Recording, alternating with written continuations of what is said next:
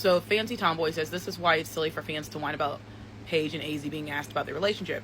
It's totally fair to ask if they signed AZ to make Paige happy. If they did, cool, but they act like the question is offensive. And this is what I don't get about the WNBA. They've spent all last season trying to shove Paige Beckers and AZ Fudd down our throats as this new lesbian love couple. First of all, the season prior, they tried to shove Paige Beckers down our throat because, they feel like she was the white savior that was supposed to come in and do what Caitlin Clark did. It didn't happen. Paige Beckers did not bring in the fandom, the viewership, the ticket sales.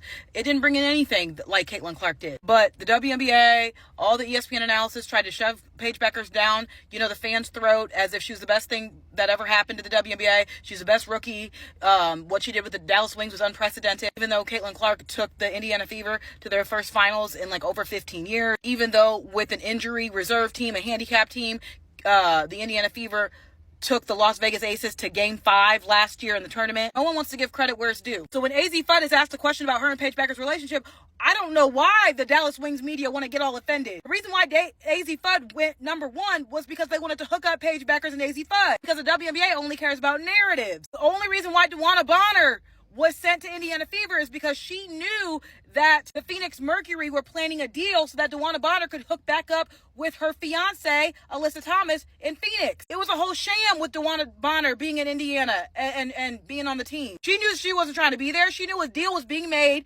with the Phoenix Mercury to try and hook those two back up. Do you know what 6'7" Laura Betts could do with a point guard like Paige Beckers? You know that pick and roll game would be insane. I don't care what anybody says. I don't care how many guards you got on the roster. You don't pass up a 6'7" center who just took the UCLA Bruins to a March Madness NCAA championship. The fact that Laura Betts even went for it is insane to me. The WNBA wants to continue to push these lesbian narratives, and that's fine.